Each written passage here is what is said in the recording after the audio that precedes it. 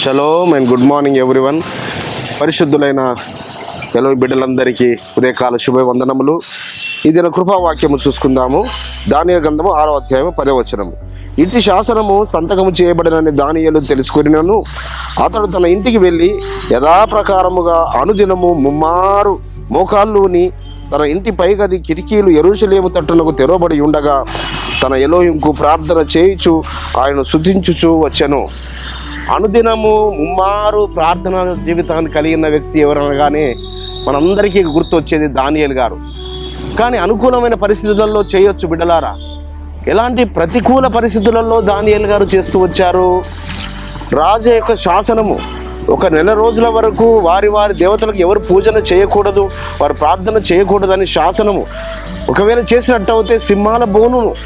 కానీ దానియేలు గారు తన పితరులను జ్ఞాపకం చేసుకున్నాడు.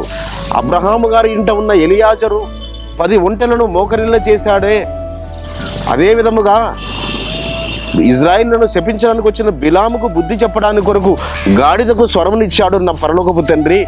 మరి నేను సేవిస్తున్న నా ఎలోహిం సింహాల నోలను మూయించడమే కాదు, సింహాలతో నేను ఆరాధన చేయించగలను అనే విశ్వాసముతో, అనగా బిడ్డలారా, ఆయన అనుదిన ముమ్మారు ప్రార్థన జీవితము తనను ఎంత ఉన్నతమైన స్థానంలో నిలబెట్టిందో చూడండి.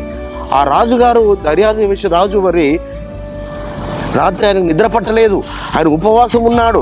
కానీ సింహాల మధ్యలో హాయిగా నిద్రపోయారు. ఎందుకనగా సింహాలతో ఆరాధన చేయించి, సింహాల మధ్యలో ఆ సృష్టికర్తను ఆరాధన చేయించి సింహాల మధ్యలో ధైర్యముగా, ఎందుకనగా నీతిమంతులు సింహం వలె ధైర్యము ఉంటారనే వాగ్దానమును ఆయన స్వతంత్రించుకున్నాడు.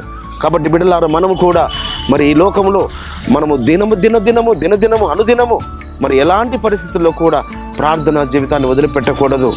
నిజంగా ఒకసారి నేను ఆలోచించుకుంటే ఆ శాసనము చేయబడిన రోజులలో మనము కనుక ఉండి ఉంటే మనం ప్రార్థన చేసేవారమా?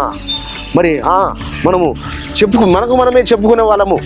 పావురము వలె నిష్కాపట్యంగా ఉండాలి, పాము వలె వివేకము కలిగి ఉండాలని మనకు మనమే చెప్పుకునే వాళ్ళము. ఈ నెల రోజులు కనుక మేము ప్రార్థన చేయకుండా ఉంటే, అయ్యా నెక్స్ట్ మంత్ నుంచి రోజుకు 7 సార్లు నేను ప్రార్థన చేస్తానని అని ఉండేవారమేమో.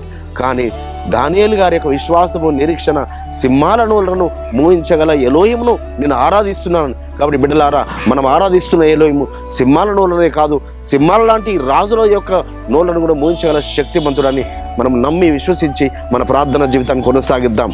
అట్టి కృప పర్వతాన్ని మనందరికీ అనుగ్రహించును గాక. ప్రార్థించుకుందాం. మహాగణుడైన తండ్రి, అలనాడు దానియేలు గారు సింహాల బోనులలో సింహాల చేత ఆరాధన చేయించాడు. ఈ రోజులలో మేము ఇక్కడ తండ్రి మరి నాయన దుష్ట సంబంధికులైన సింహముల లాంటి అధికారుల మధ్యలో మేము ఉన్నప్పటికీ మా జీవితాన్ని, మా ప్రార్థన జీవితాన్ని వదిలిపెట్టకుండా ఉండే కృపను దయచేయమని నజరుడైన యేషువా మెస్సీయ నామమున స్తుతించి ప్రార్థించి వేడుకుంటున్నాం పరమ తండ్రి. మన పరలోకపు తండ్రియు, మన రక్షకుడు, విమోచకుడు, నజరేయుడైన యేషువా మెస్సీయ వారి దివ్య సముఖం నుంచి మీకు, మీ కుటుంబాలకు, మీ వంశాలకు శాంతి, సమాధానం, కృపయు మెండుగా కలుగునుగాక. ఆమేన్.